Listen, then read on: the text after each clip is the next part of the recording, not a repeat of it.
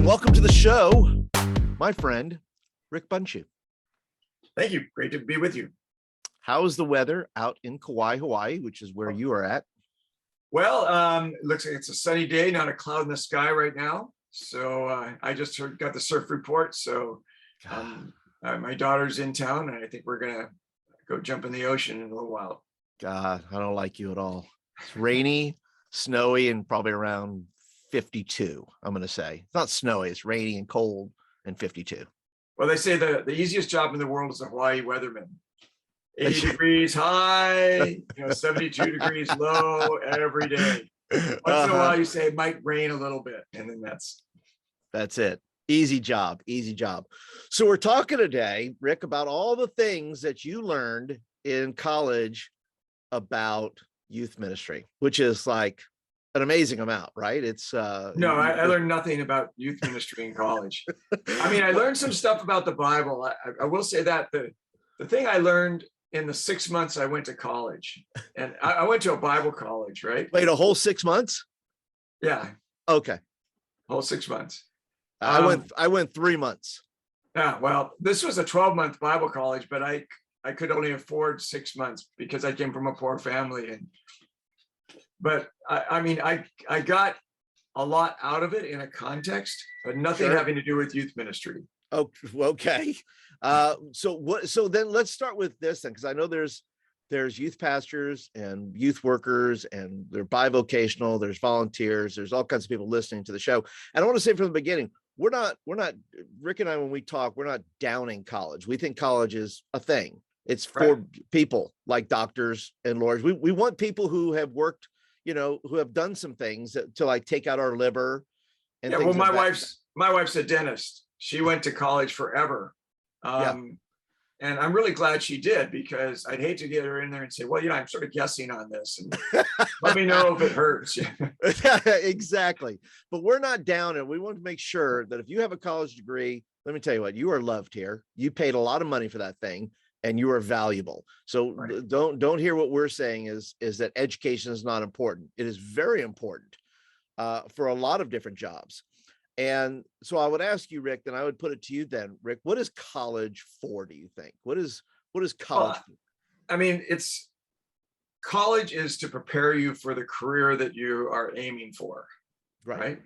So if I want to be a carpenter, there might be a little bit of college, maybe I need to go and work my skills up in math and, some of that kind of stuff, and some trade school type college would be excellent.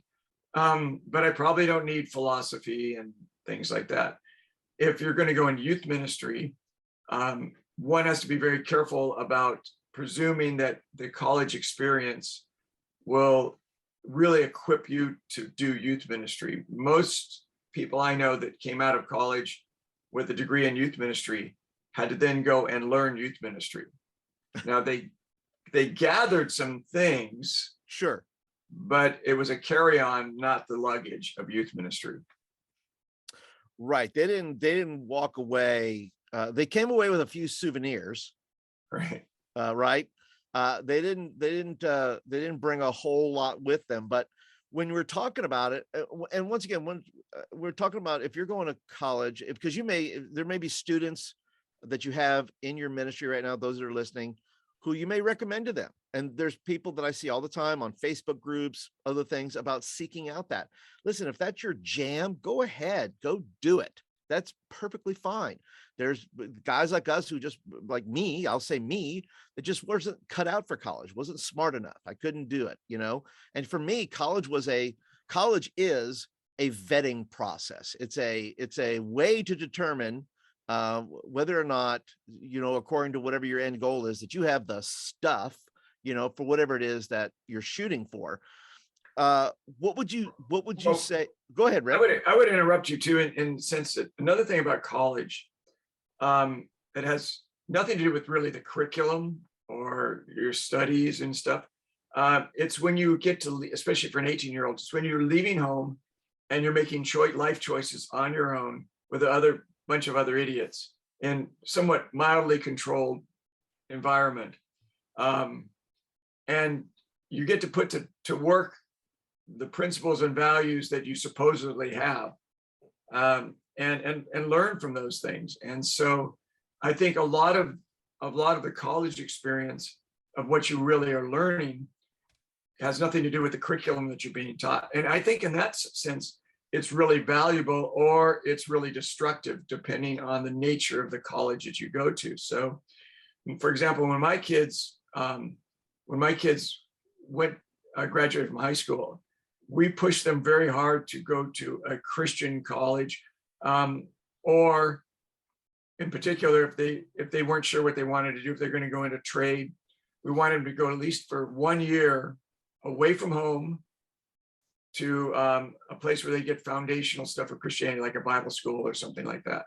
And then they could come out and do whatever they wanted, or go into college. Because even a lot of kids don't know exactly what they want to do. Why waste time spending a bunch of money?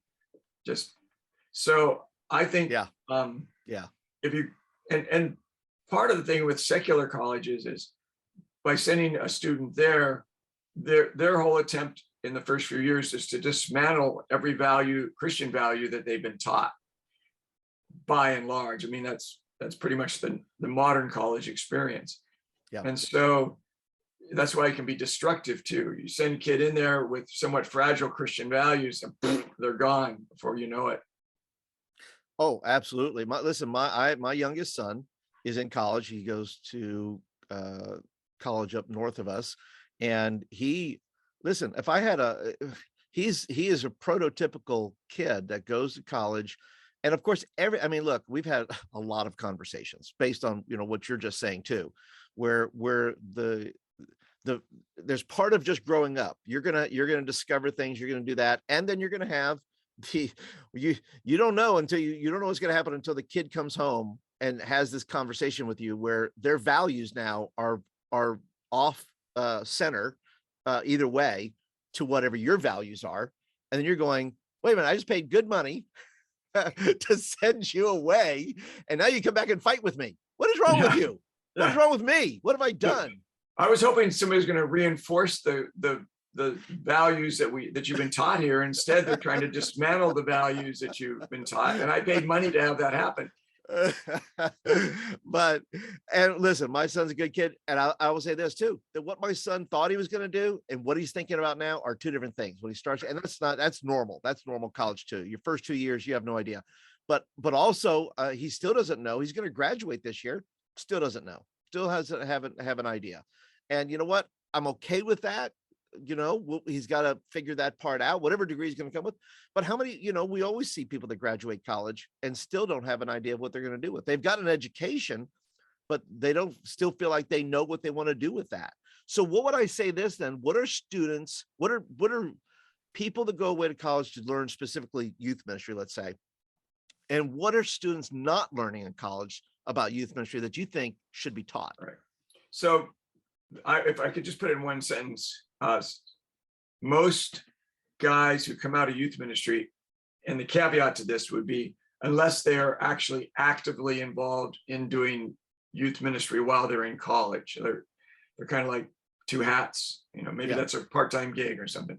But if you're just going to classes conducted by former youth guys, what you're probably missing is common sense. Just common sense youth ministry principles and common sense church life principles. You care to elaborate on that? Well, what give us an example of some common sense that maybe is not being reinforced there. So, and a lot of this comes from experience, yes, and shooting yourself in the foot and numbers of failures and things like that. But I could write a book. In fact, I should write a book on common sense youth ministry. Yeah, there you go. But I'll give you an example. Nobody I ever met in youth ministry thought that it was important to brainwash their kids before they started an event or went on a meeting or something. Brainwash, but I mean, you put them in a room, you say, okay, we're going here. And here's what's going to happen. It's going to take 2 hours. We're going to make this pit stop. Here's, you outline what's going to happen and what your expectations are. this is how we're going to conduct ourselves when we're here. This is what happens if you don't.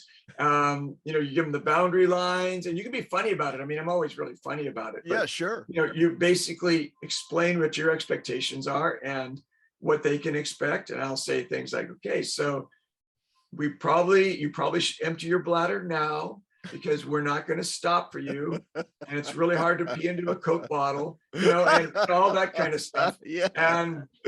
And lay it all out so that you're not making things up on the fly. And I've seen youth guys not think about the whole context of what they're doing. And they start making stuff up along the way as kids are doing stuff that they should have been. They crossing boundary lines they weren't told about. And they should have known that, but of course, the boundary lines weren't spelled out. So they're having to get everybody together and just keep doing that kind of thing. And another common sense thing, even right along with that, if you're going to a site, particularly a site you've never been to before, common sense says, take a day, drive there, even if it's 3 hours away, go check out everything so that you know where the woods are they're going to make out in, how far it is to the bathroom. I mean, the things to stay away from, the things to do, what you need to bring. And you go up and you're smarter than the kids, right? Sure. You're more experienced than the kids. If you're just going and you're new to the whole thing too, right? You put yourself at a disadvantage. Now, those kind of little, and there's common sense tips like that all the way along, that those aren't really taught in youth ministry classes very often. They're not something that's part of the natural rhythm of curriculum that helps guys understand where they're at. And then, to keep going, whole church relationship things. Does the church really want youth ministry? Yeah. Because churches many times say they want it, but when they get it, they don't like it, especially or they all say this, every church I've ever been involved in says, oh, we want evangelism. We really want to win people for Christ. Okay. And what they really are saying is, we want you to go find kids and make sure that they're shaved and shorn, suited up with a hymnal in their hands on the front row, Or they look like us. Yeah, or they look like us. Make sure they look like us. Yeah. And when you bring in a ragtag group of kids they might be getting converted, but they're saying how effing great Jesus is. And I found by experience that many churches can say evangelism, but they can't do it, or they say they want it, but when they get what they say they want, they don't like what they get. So what prepares a young guy who's going into his first gig to really know what the environment is, whether they really want it, what they're expecting, and what I would, train guys to do is give them the key questions to ask. If we're successful, that window could be broken. Do you have a problem with it? What? How do you feel about holes in the wall? Yeah. I mean, really, hard questions like that. Are you equipped to embrace kids who are coming with troubled life? And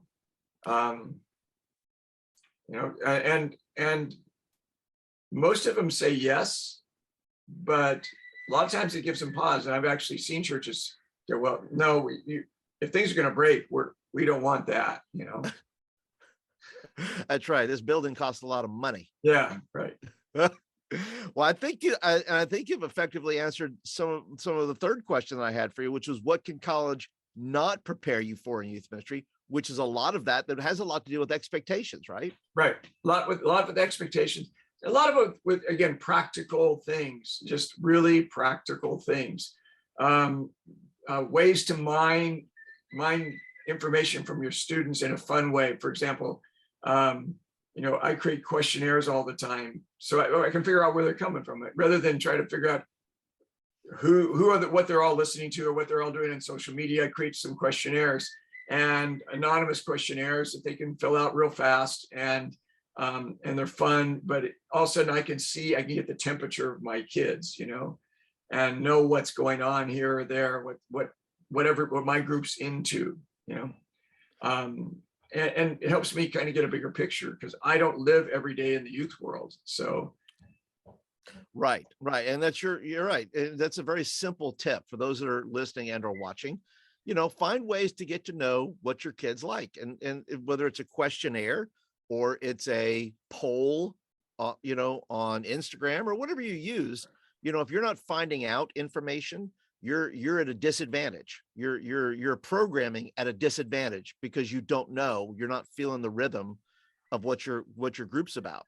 So, Rick, if you were to build a school, right? If you were to build a school that would teach youth pastors, ministers, young men, young women, if you were to do such a thing, wait a minute, you are building a school, aren't you? yeah, in fact, this is not hypothetical. No, so a couple of things happened is I began to see that sending any of our kids to secular school was somewhat of a death sentence to their faith, and not just kids from here, but sure, just kids in general. That the environment in the typical secular school, even on a junior college level, was becoming aggressively hostile to Christian concepts and foundations and things like that, and it even Christian colleges. I mean, one of the Christian college my youngest son went to, I began to see them, you know, the woke mushrooms started coming up in the college, you know. yeah. And I'm going, really? I mean, really? And so it was becoming really obvious that nobody was really teaching kids how to think. People were telling them what to think, but nobody's teaching kids how to think and giving them the equipment to interface with a world that's going to be more aggressively hostile to the gospel and to living in a biblical lifestyle. So that was one thing. The other thing is practical experience. I wanted, regardless of whether a kid was going to go into youth ministry, interested in youth ministry, or anything else, I want him to be. I thought, wouldn't it be great if part of the college experience was you got a real skill that you could use in the context of the church? And so those two intersections, those two things became an intersection together, those two ideas, foundational stuff that was, you know, really rational, solid, intellectually, biblically sound, and then uber practical. So you walk away with actual something you can do, even if your role in life is going to be a bricklayer, you know how to work with junior hires, or you know, you can run the soundboard at church or whatever. You know, you've got some sort of skill. So about a year and a half ago, I'm pastor, one of the pastors of a church here in Kauai. We bought 2 acres of land, and we're just finishing up building a 1-year college experience, which is Bible-based. It's going to be, you learn the Bible, you learn Christian living, and then you'll learn a skill in either junior high youth ministry, high school youth ministry, children's ministry, sports ministry, because we have a giant sports center with CrossFit and all that kind of stuff. You'll use media arts, worship, camping ministry, you know, and you'll be mentored. Part of your deal is I'll assign my junior high guy, the 5 kids that are interested in, well, there probably wouldn't be 5 interested in junior high. There might be 1. And him you had to convince. Yeah. But we'll assign the 5. Let's get optimistic. The 5 kids to him, and then he integrates them into the junior high ministry, shows them how to do junior high ministry, gives them 5 junior high kids to each to disciple and mentor and become friends with. And during the life of their time here, they are learning how to do junior high ministry. They're learning all the fun and games, all those common sense tips, because they'll see how it works. Yep. With the idea that more is caught than taught, which I think is really effectively true in youth ministry. Absolutely. At least that was my education. And when they go back to Timbuktu or wherever they're from, they'll know how to at least be a great assistant to the youth pastor. You know, they'll know what to do. And if they go to a small church that doesn't have a junior high ministry, they could go, well, I think I know how to do this, because they've seen it done and they've been a participant in it. So let me let me recap this. You're saying that you're opening a school, which by the way is called the Anchor House, Right. right? You said, listen, we got to have a place for young men, young women to go and learn the practicalities of ministry, youth ministry, all those things on, by the way, one of the most beautiful islands in Hawaii, Kauai, Hawaii. Is that right? Right. And you're inviting youth pastors that are listening and in watching and saying, look, do you have young people that, hey, I'd like to send them away I have an intern that I would like to get some training. I have some kids who need a year who are not, they don't want to go to traditional college. They want to really do some practical things. Where can I send them? And you're saying Anchor House could be a choice for them. Yeah. Or even a kid, youth ministry isn't on their radar, right. They're going to go be a brain surgeon, but you'd like to see them get a foundational understanding of scripture. That's really, really solid. So for example, being in Hawaii, there's a magical thing that I can do here that you probably can't do down south. I can write guys and say, hey, would you be a visiting lecturer for a week? Yes. And we'll give you 2 airplane tickets, a car to use, a place to stay, and you give me 10 to 15 hours worth of lecture time for no honorarium. And I've never been turned down. So I have the entire reasons to believe staff, their academic staff coming. And these are astrophysicists, biologists, philosophers. They've all signed up for a week. Jim Burns signed up for a week. I've got a whole crew of guys, great Bible teachers, as well as just wild, various kinds of wild men signing up. Ken McCoy just signed up for a week. That's my invitation. Paul Turner is signing up for a week. But during that time, those kids are hearing from people that they would never be able to sit and have breakfast with Hugh Ross from Reasons to Believe and say, okay, well, what about third dimensional, or 12 dimensional, this or whatever. They're not going to be able to do that, but they'll be able to do that here. And so it's a really solid academic base with practical ministry built on top of it. Right. And I make sure I'll clarify that too, that this is not just a school for youth ministry. It is a school of ministry where you can learn youth stuff, but you're going to walk away with a whole lot more than that, because you, like you said, you have these great academics from various disciplines, from science to apologetics to others. Where can people go to see? Eventually, I know you'll put a lineup and all this, and it's going to open. Your hope is that you're going to open it up in September. Is that correct? It's not a hope. We are opening it in September. September 2022. And interesting, it's only 40 students by intent. We're not trying to start a university with a big giant campus. Right. We want it to be a community.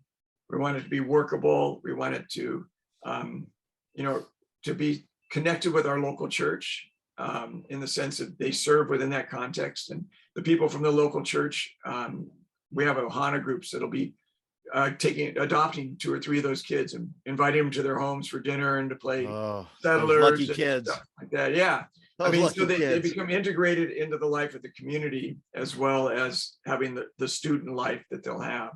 So we're keeping it small, and so it's mobile, and there'll be adventure. Like this island is 30 miles in diameter. You've been here, but you have mountains with redwood forests and that whole thing, and you come down to a beach where it's tropical, and it's just a wide variety of things to do, and adventures for kids who've never seen before. But at the same time, they're going to be in a community, and they'll be having really top-notch lectures and information. So it's an entire experience, both social, adventure, and of course spiritual and intellectual. So sure. And where if people that are watching and listening want more information on the Anchor House, what's the website for that? Well, it's Anchor House Kauai Kauai.com, Kauai, anchorhouse.kauai.com. Okay. And they can check out what's going on, and they can see the building going up in process right now. I can hear them banging away behind me. I've heard it. Yeah. I live right next door to it, and right now they're just finishing up the exterior siding and stuff, putting the windows, and so yeah, we're well on track to be open, and it's pretty cheap. It's $12,500 for a year. That's room and board and everything. Yeah, well, and that is cheap, by the way, to live on Hawaii, to live on an island in Hawaii. That's also fairly cheap for a year. So, well, Rick, where can people reach out to you if they have other questions or things like that? Where can they send their little notes to? Yeah, Rick Bunshu at mac.com. You can throw my name up there if you want. I will. And that way, because nobody can spell the last name. So, well, I'll put all the links. Those that are watching, those that are listening, they'll be down in the description or the show notes. And Rick, I think this is such a fantastic idea. I think it's much needed as an alternative to the many other educational systems that are out there. As somebody who went to a one-year school called Master's Commission back in the day, when there was only one of them out in Phoenix, Arizona, and it drastically altered the course because it was probably 95% practical. And then everything else was academic, scripture memory, Bible study, all that. Dramatically altered the trajectory of my life and how I see ministry. So I want to say, those that are watching and listening, if you have a young person, or if you yourself or find yourself in between things, or you say, look, I just need more learning, it could drastically alter the way you do ministry and the way you. I'll give you a story out of my own life. I flew to England as a 18-year-old kid, just from San Diego. I'd actually never been on an airplane before. So I flew to England for my first airplane ride, and I went to this Bible college there called Cape and Ray, which was in a castle.